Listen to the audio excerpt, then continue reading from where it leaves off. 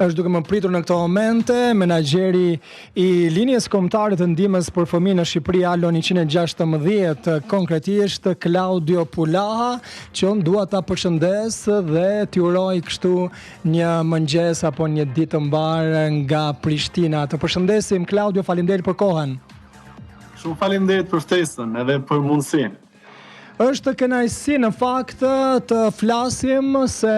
sa di unë nuk e qenë në programin tonë ti asnjëherë, por është për herë të parë. Është për herë të parë. Ka gjithmonë një herë të parë, por dua të di ka pak ditë në fakt ta nisim me këtë të parin fare që është diskutuar shumë edhe në Shqipëri, por edhe në Kosovë për mbylljen e TikTokut atje. A po ndikon në mënyrë pozitive ju si linjë për shembull, a keni qenë dakord apo jo, duke qenë se ka krijuar natyrisht dhe vazhdon të krijojë probleme, sidomos tek fëmijët rrjeti social TikTok. Apo jep rezultate pozitive, ta shohim në këtë aspekt apo jo? Tani, për sa i përket linjës kombëtare të telefonit për fëmijë në Shqipëri Alo 116, që mbushim 15 vite këtë vit, dhe është një linjë shumë e rëndësishme për sa i përket trajtimit të çdo lloj problematike, por do doja që të fokusoheshim më tepër tek siguria në internet. Pa diskutim që ne presim çdo ditë raste nga fëmijë të rinj adoleshent për sa i përket ngacmimeve online, shantazhimeve, kërcënimeve në të gjitha platformat. Dhe nuk do doja që të veçoja në një platformë specifike, sepse ndodh kudo dhe rreziku është në çdo platformë. Për sa i përket pyetjes në qoftë se ishim dakord që të merreshe ky vendim, pa diskutim që në parim ne nuk ishim pro mbylljes së TikTokut. Thënë kjo sepse ne mendojmë që mund të mbyllësh TikTokun, por fëmijët të rinj të adoleshentët do gjejnë dhe do kapërcejnë në platforma të tjera, siç është Snapchati, siç është Telegrami, siç mund të jetë Instagrami, që kemi edhe shtim të rasteve në këto platforma në momentin që u sinjalizua dhe u njoftua që platforma e TikTokut do të mbyllet. Që do të thotë nuk është kjo masa që do duhet që të merreshe për sa i përket mbrojtjes së fëmijëve të rinj adoleshentëve, por jo vetëm, sepse ne kemi trajtuar dhe raste në bashkëpunim dhe me platformën i sigurt.al, të cilat kishin të bëjnë dhe me persona plus 18 vjeç. Thënë kjo, kemi ofruar ndihmën e nevojshme për sigurinë internet për çdo grup moshë të mundshme që na është drejtuar në Shqipëri pranë linjës kombëtare të telefonit për fëmijë Shqipëri Alo 116. Për sa i përket faktit në qoftë se mund të ndikojë pozitivisht, nuk e shikoj të tillë, përkundrazi, siç edhe e theksova pak më para, mbyllja e një platforme do të rriste tendencën për të keq përdorur dhe për të hapur pse jo dhe një platformë tjetër, sepse ka dhe shumë platforma të panjohura sot, që fëmijët në Shqipëri përdorin, që edhe kur na raportojnë ne pranë Alo 116, gjejmë gjithë ato mekanizmat për të kuptuar më po çfarë po ndodh, sepse ne njohim TikTokun, ne njohim Instagramin, ne njohim Snapchatin, por fëmijët janë vërtet shumë të përparuar dhe kanë edhe shumë platforma të tjera të cilat mundet që t'i përdorin. Por nga ana tjetër, ajo çka unë do doja shumë që të theksoja është fakti përpos mbylljes, do duhet që të ishte punuar më tepër me një fuqizim të mësuesve dhe prindërve për sa i përket aftësimit digjital. Vetëm kjo mund të na ndihmojë që t'i mbrojmë fëmijët tanë, t'i mbrojmë të rinjt tanë nga pasigurit nga rreziqet që vinë në internet. Në momentin që një prind është i fuqizuar se si duhet që ta kontrollojë dhe ta mbrojë fëmijën e vet, në momentin që një mësues, një punonjës social, një psikolog në shkolla është i mirë informuar se çfarë procedure duhet që të ndiqet për sa i përket mbrojtjes së fëmijëve në internet, në momentin që ata janë të njohur me aplikacione të ndryshme apo edhe me mënyra se si mundet që të garantojnë sigurinë e fëmijëve në internet dhe t'i trajnojnë dhe vetë këta të fundit, atëherë mendojmë që do të kishim raste më pak dhe rrezik më pak për sa i përket fëmijëve të rinj dhe adoleshentëve, jo vetëm në Shqipëri, por edhe në Kosovë. Thënë kjo, duhet që të jetë një ndërgjegjësim, informim dhe aftësim digjital, jo vetëm për mësuesit, jo vetëm për prindrit, edhe për fëmijët të rinj dhe adoleshentët, por për gjithë komunitetin. Sepse të gjithë jemi të rrezikuar nga interneti. Është shumë e vërtetë. Sa i mirë është interneti, aq edhe i rrezikshëm është, dhe ne këtë e themi çdo ditë, edhe në takime që jemi me fëmijë, të rinj, adoleshent, por dhe me prindër. Sepse ka plot persona të cilët mundet që të fshihen nga adresat falso, dhe na ka ndodhur që në momentet caktuara fëmijët të rinj, adoleshentët janë ngacmuar seksualisht nga këto adresa falso ku personat ishin të grup moshës 40 dhe në 60 vjeç. Po ndonjëherë prindrit nuk i din këto rreziqe. Mendojnë që në momentin që fëmia qëndron në internet është duke lexuar apo duke komunikuar me një shok apo me një shoqe, por nuk e din që në atë platformën që është duke komunikuar ka dhe shumë nga ata që ne i quajmë grabitçar seksual. Po të kuptoj. Claudio, a keni pasur për shembull ndonjë pyetje nga fëmijët, nga adoleshentët që i kanë telefonuar, ju kanë shkruar tek linja juaj që drejtoni, ndonjë shqetësim të tyre ose ndonjë pyetje të tipit a do të rikthehet përsëri TikToku, dhe si ja keni shpjeguar ju për shembull? Kemi patur plot telefonata, madje kemi edhe fëmijë të rinj adoleshentë që janë të shqetësuar që si mundet që të hynë në një mënyrë ose në një tjetër në TikTok, dhe ne i kemi ofruar këshillën tonë që pikë së pari, kjo mbyllja e përkohshme po bëhet për të forcuar dhe ato mekanizmat dhe ato filtrat dhe ato algoritmat që mund të përmirësoheshin edhe pa e mbyllur. Por që pa diskutim ne kemi patur telefonata të tilla ku fëmijët pyesin se kur do të rikthehet dhe pse u mbyll. Por e theksojmë faktin që ne jemi këtu për të ofruar çdo informacion për çdo fëmijë me qëllim që të mos gjejnë mënyra të cilat mund të jenë edhe më të pambrojtura, sepse qeveria shqiptare mori këtë vendim, por nuk e mendoi që mund të ketë edhe nga ata fëmijë të rinj adoleshent që mund të gjejnë mënyra nga më të ndryshme që të hyjnë në akaunte në TikTok, edhe pa qenë nevojshme që pavarësisht se mund të jetojnë në Shqipëri. Mos harrojmë një gjë që takojmë fëmijë të rinj adoleshent në shkolla që janë shumë të përgatitur nga ana e teknologjisë dhe informatikës. Kështu që meraku jon do të jetë që mbyllja mundet të na çojë në një rrugë që fëmijët mund të hyjnë dhe mund të aksesojnë profile në TikTok që mund t'i rrezikojë akoma dhe më tepër për mënyrën se si mund t'i aksesojnë. Kështu që kjo mund të jetë edhe një këmban alarmi, mund ta them. Duhet të mendohet shumë seriozisht edhe kjo pika, nëse është marrë ky vendimi për ta mbyllur. Ne mundet që të sugjeronim edhe këtë pjesën tjetër, që pse jo, mund të ishte mosha si një kufizim, për të hyrë në këto rrjetet sociale siç është TikToku. Mund të gjendeshin në mënyra nga më të ndryshme me qëllim që të mbrojnë fëmijët në interesin më të lartë të tyre. Alo i ngjarsh së bashku me platformën e Sigurt.al, por dhe me CRCA Shqipëri, Qendër për të drejtat dhe mbrojtjen e fëmijëve, kanë qenë në kontakt të vazhdueshëm me Ministrinë e Arsimit dhe po punojnë fort me qëllim që t'i adresojmë të gjitha këto shqetësime, por edhe sugjerime që ne kemi me qëllim që siguria në internet për fëmijët të jetë ajo siguri e kërkuar dhe e pritur nga të gjithë ne të rriturit, nga prindërit, nga profesionistët e tjerë. Dhe në kuadër të kësaj, ajo çka ne jemi duke bërë në këto momente është që po fuqizojmë prindërit, po fuqizojmë mësuesit, po fuqizojmë fëmijët nëpërmjet një fushate kombëtare në Shqipëri, duke shkuar shkollë më shkollë, duke shkuar lagje më lagje, komunitet më komunitet, me qëllim që të ndajmë informacionin se si mundet që fëmijët të jenë të mbrojtur në internet, sepse e theksova dhe në fillim të këtij diskutimi, mbyllja e TikTokut mund të na rrezikojë fëmijët për të aksesuar platforma të tjera të cilat mund të bëjnë edhe më të rrezikshme. Në një ndër to është Telegrami, dhe ju e keni hasur dhe shumë si shqetësim përpara 2 muajsh kur ekzistonin disa grupe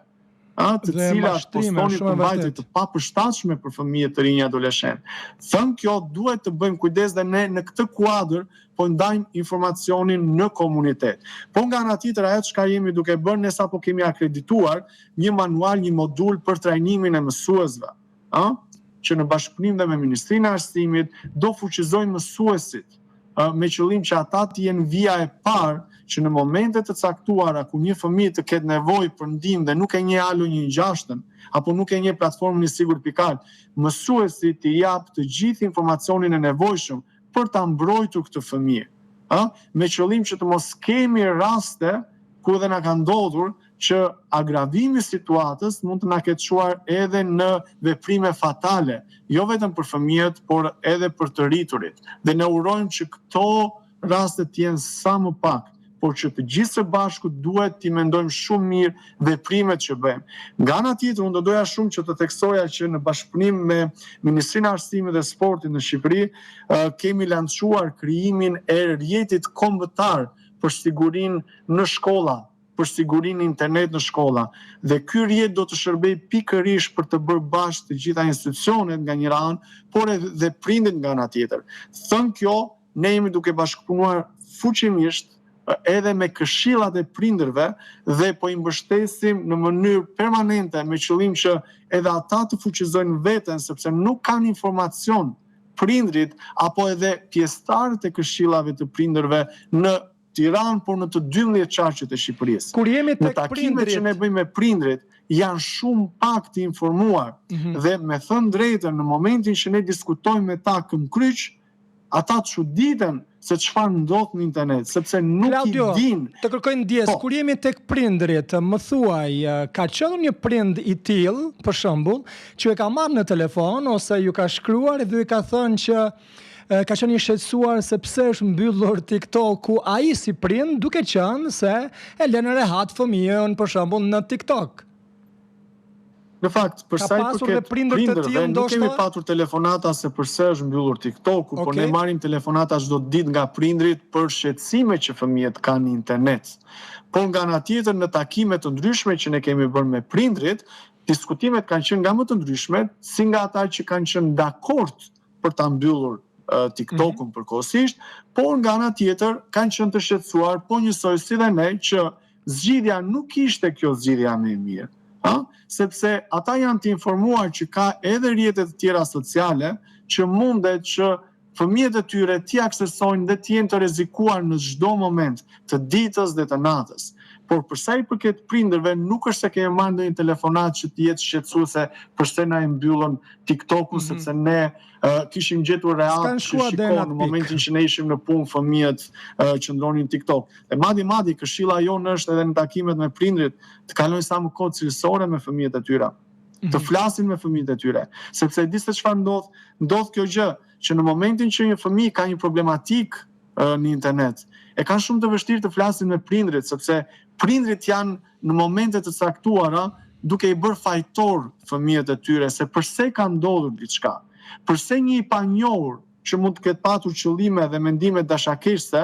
dhe që nuk është faj fëmijës, ka ndodhur ajo që ka ndodhur. Thënë kjo, ne nxisim prindrit që të kalojnë kohë cilësore me fëmijët e tyre, që shpjegojnë fëmijëve të tyre, siç edhe ne si profesionistë shpjegojmë, të kontrollojnë dhe të monitorojnë, të mbikëqyrin, jo të ndrydhin fëmijët e tyre. Nuk po e themi këtë gjë, por nuk mundet që një fëmijë në orën 2 të mëngjesit apo 12 të natës, një fëmijë 10 vjeç, ti lesh internetin hapur në mënyrë të pakontrolluar. Në qoftë se ti do që ta lesh në internet, ashtu siç mund t'i blesh një celular të fundit që mund të jetë iPhone 16 Pro Max, a nuk e di, e ke shumë të thjeshtë që me këtë kompaninë që ke marrë internetin, të marrësh edhe disa filtra që ti të kontrollosh kohën, çfarë akseson fëmia, qoftë në celular ashtu dhe në çdo pajisje tjetër që ai akseson internetin.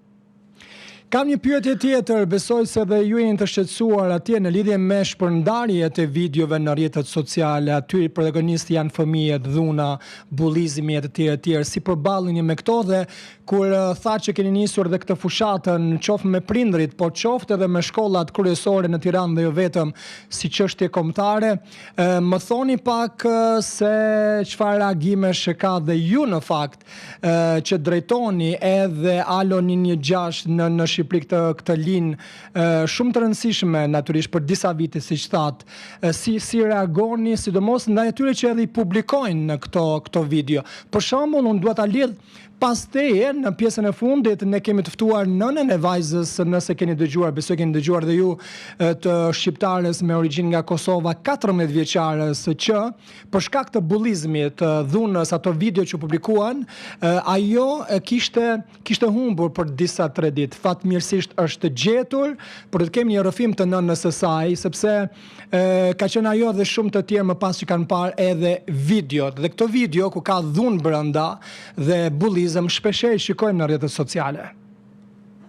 Të falenderoj shumë për pyetjen, sepse realisht është një pyetje shumë e bukur që ne diskutojmë shpesh me gjithë profesionistët, por dhe me prindrit.